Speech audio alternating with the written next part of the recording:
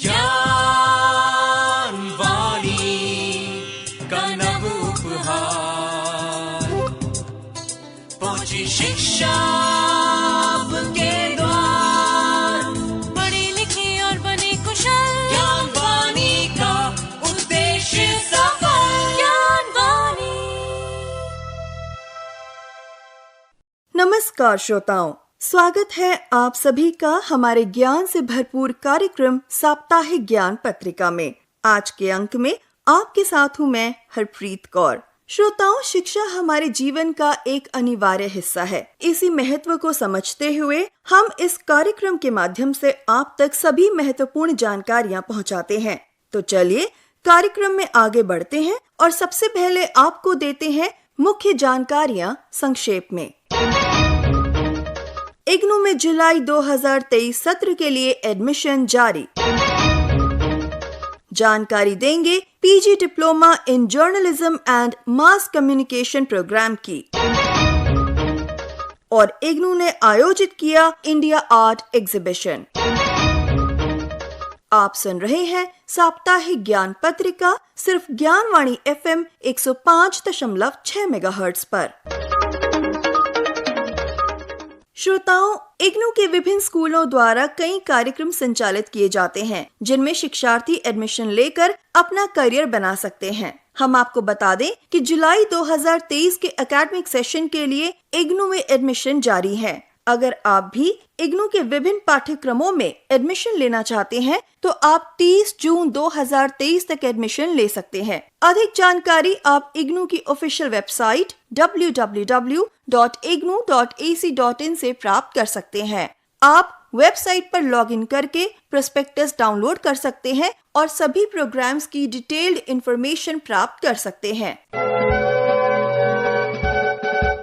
इंदिरा गांधी राष्ट्रीय मुक्त विश्वविद्यालय के school of journalism and new media studies द्वारा प्रोग्राम ऑफर किया जाता है। इस प्रोग्राम का नाम है PG diploma in journalism and mass communication. इस कोर्स के बारे में अधिक जानकारी देते हुए प्रोग्राम कोऑर्डिनेटर डॉक्टर शिखा राय ने हमें बताया, post graduate diploma in journalism and mass communication 2 time इसकी एडमिशन साइकिल्स होती हैं, यानी जनवरी और जुलाई में आप इसमें एडमिशन ले सकते हैं। इसकी बेसिक एलिजिबिलिटी है bachelors degree in any discipline. तो आपने चाहे बीए किया हो या बीएससी किया हो या बीटेक भी किया हो, आप इसमें एडमिशन ले सकते हैं। जब हम करियर अपॉर्चुनिटी की बात करते हैं तो मीडिया के कोर्सेज करने के बाद आप एक रिपोर्टर बन सकते हैं, आप टेलीविजन में काम कर सकते हैं, आप रेडियो में काम कर सकते हैं। तो अगर टीवी हो या रेडियो, इसमें एडिटर्स की जरूरत होती है, स्क्रिप्ट राइटर्स की जरूरत होती है। उसी तरह जैसे अखबारों में रिपोर्टरों की और एडिटर्स की, सब एडिटर्स की जरूरत होती है। तो अलग अलग बीट्स की इंफॉर्मेशन आपको इसमें दी जाएगी। सिखाने की कोशिश की जाएगी कि न्यूज लिखा कैसे जाता है, फीचर कैसे लिखा जाता है, अलग अलग तरह के ओपिनियंस किस तरह से लिखे जाते हैं। और इन सब चीजों में परिपक्वता हासिल करके आप चाहें तो पोस्ट ग्रेजुएट डिप्लोमा करने के बाद आप सीधे मास्टर्स के सेकेंड ईयर में एडमिशन ले सकते हैं। तो ये एक ऐसा प्रोग्राम है जो उन लोगों के लिए भी है जो मीडिया के बारे में जानने की उत्सुकता रखते हैं, उन लोगों के लिए भी है जो मीडिया में कैरियर बनाना चाहते हैं, और उन लोगों के लिए भी है जिन्हें प्रमोशन के लिए डिग्री की आवश्यकता है।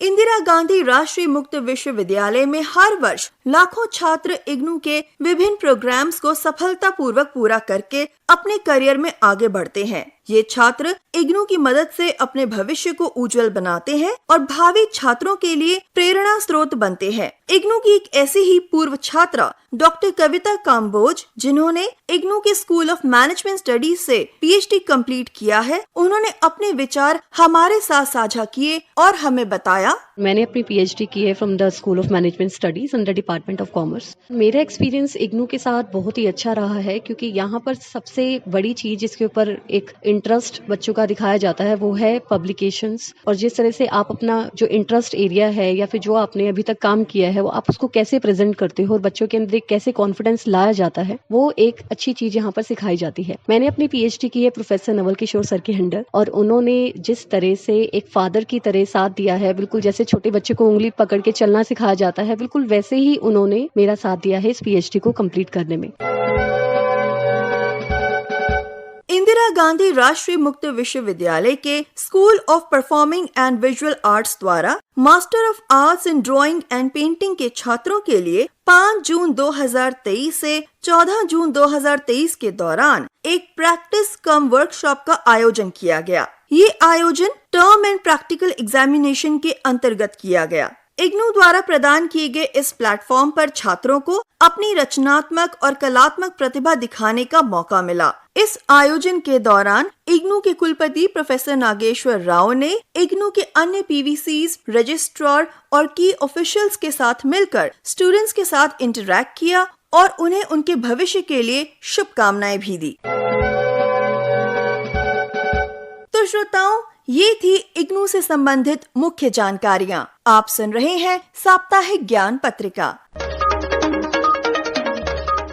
साप्ताहिक ज्ञान पत्रिका में अब समय है हमारे करियर सेगमेंट का, जिसमें आज हम बात करेंगे ह्यूमन रिसोर्सेज मैनेजमेंट में करियर की। हम आपको बताएंगे कि आखिर क्या है एचआर और कैसे आप इस क्षेत्र में बना सकते हैं अपना करियर।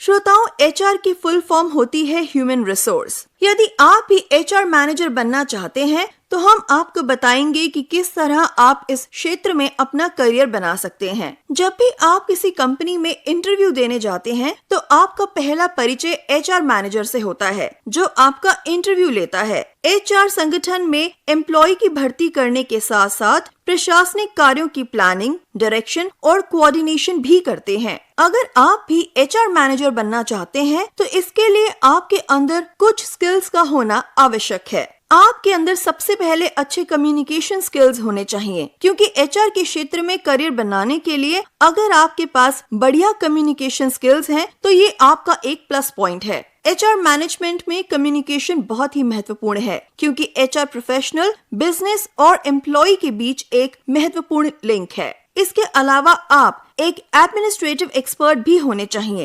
एडमिनिस्ट्रेटिव टास्क एचआर के रोल का एक मुख्य भाग है। इस डोमेन में एचआर को एम्प्लॉइज की छुट्टियां, उनके एब्सेंटिज्म, उनके आउटफ्लो और भाषा कौशल। अगर आप एक कंपनी में काम करते हैं तो आपको विदेशी कंपनी के एम्प्लॉइज के साथ भी डील करना पड़ सकता है। ऐसे में आपकी भाषा पर पकड़ होनी बहुत जरूरी है। आपको लिखने और बोलने की कला आनी चाहिए। साथ ही आप दूसरी संस्कृति के लोगों के साथ अच्छी तरह से डील कर सकें, ये कौशल भी आपके अंदर होना चाहिए। श्रोताओं, अगर आप एचआर मैनेजर बनना चाहते हैं तो इसके लिए सबसे पहले आपके पास 12वीं कक्षा में कम से कम 60% अंक होने चाहिए। इसके बाद आप ग्रेजुएशन कर सकते हैं और फिर आप एमबीए जैसे प्रोग्राम में एडमिशन ले सकते हैं। एमबीए प्रोग्राम में एनरोल करने के बाद आप एचआर स्पेशलाइजेशन कर सकते हैं। हम आपको बता दें कि आप ह्यूमन रिसोर्स मैनेजमेंट में डिप्लोमा भी कर सकते हैं। अगर आप एक यूनिवर्सिटी में एमबीए में एडमिशन लेना चाहते हैं तो इसके लिए आपको कई एंट्रेंस एग्जाम क्रैक करने होते हैं।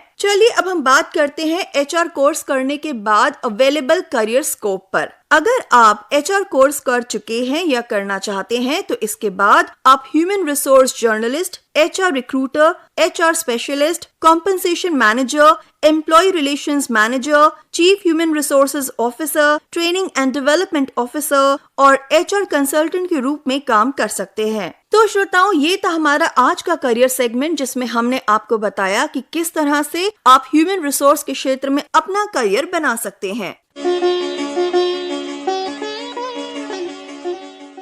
आप सुन रहे हैं साप्ताहिक ज्ञान पत्रिका। साप्ताहिक ज्ञान पत्रिका में अब समय है रोजगार संबंधित जानकारी का। National hydro electric power corporation यानी NHPC लिमिटेड में junior engineer, supervisor, senior accountant, Hindi translator और ड्राफ्ट्समैन के पदों के लिए आवेदन आमंत्रित किए गए हैं। आप इन पदों के लिए 30 जून 2023 तक आवेदन कर सकते हैं। अधिक जानकारी के लिए लॉगिन करें www.nhpcindia.com पर। महाराष्ट्र फॉरेस्ट डिपार्टमेंट में accountant, surveyor, forest guard, stenographer, junior engineer आदि पदों के लिए आप 30 जून 2023 तक आवेदन कर सकते हैं। अधिक जानकारी आप www.mahafforest.gov.in से प्राप्त कर सकते हैं। दिल्ली डेवलपमेंट अथॉरिटी यानी DDA में assistant accounts officer, assistant section officer, architectural assistant, legal assistant और जूनियर इंजीनियर के पदों के लिए आप 2 जुलाई 2023 तक आवेदन कर सकते हैं। अधिक जानकारी के लिए लॉगिन करें www.dda.gov.in पर। तो श्रोताओं, ये थी रोजगार संबंधित जानकारियाँ। आप सुन रहे हैं साप्ताहिक ज्ञान पत्रिका। अब समय है इतिहास के पन्नों को पलटने का और ये जानने का कि आखिर क्यों रहा बीता सप्ताह इतिहास में खास। जी हाँ, ये है हमारा segment history of the week. 12 जून 1932 को ई श्रीधरन का जन्म हुआ था। वे भारत के प्रसिद्ध सिविल इंजीनियर हैं, जिन्हें कोंकण रेलवे और दिल्ली मेट्रो रेल का श्रेय दिया जाता है।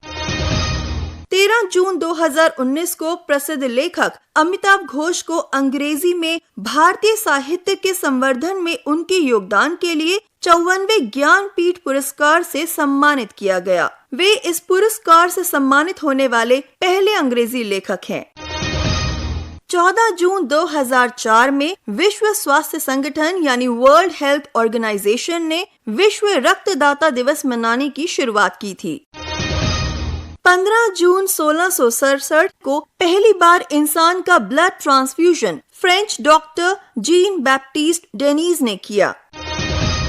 16 जून 1963 के दिन 26 वर्षीय रूसी महिला लेफ्टिनेंट वैलेंटीना तेरेश्कोवा अंतरिक्ष के लिए उड़ान भरने वाली दुनिया की पहली महिला बनी। वैलेंटीना ने रूस की राजधानी मॉस्को से अंतरिक्ष यान वोस्टॉक 6 में अपना सफर शुरू किया।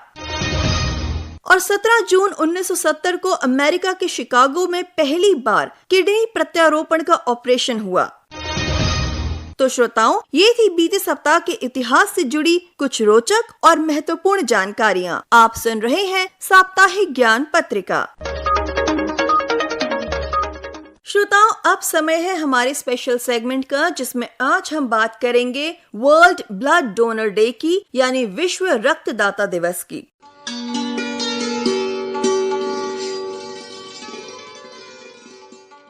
जैसा कि हम सब जानते हैं कि खून की एक बूंद किसी की जिंदगी बचा सकती है। खून के बिना इंसान का शरीर मांस और हड्डियों से बना सिर्फ एक कंकाल है। देश और दुनिया में हजारों लोग खून की कमी के कारण अपनी जान गंवा देते हैं। जरूरतमंद को अगर समय पर खून मिल जाए तो उसकी जान को बचाया जा सकता है। लोगों में रक्तदान करने के प्रति जागरूकता को बढ़ाने के लिए हर साल इस दिन को मनाने का निर्णय लिया गया। दरअसल रक्तदाता दिवस मनाने की शुरुआत विश्व स्वास्थ्य संगठन यानी वर्ल्ड हेल्थ ऑर्गेनाइजेशन ने साल 2004 में की थी। तब से हर साल इस दिन को मनाया जाता है। हर वर्ष रक्तदाता दिवस एक खास थीम के अंतर्गत मनाया जाता है। इस साल की थीम है रक्त दो, प्लाज्मा दो, जीवन साझा करो, अक्सर साझा करो, यानी give blood, give plasma, share life, share often. अब हम आपको बताते हैं इस दिन को मनाए जाने के पीछे का असली कारण। दरअसल वैज्ञानिक कार्ल लैंडस्टीनर ने ब्लड ग्रुप सिस्टम की खोज की थी। उनके इस योगदान के लिए वर्ष 1930 में उन्हें नोबेल पुरस्कार से सम्मानित भी किया गया था। रक्तदाता दिवस वैज्ञानिक कार्ल लैंडस्टीनर को समर्पित है, जिनका जन्मदिन 14 जून को होता है। तो श्रोताओं, ये था हमारा आज का स्पेशल सेगमेंट, जिसमें हमने बात की विश्व रक्तदाता दिवस यानी वर्ल्ड ब्लड डोनर डे की।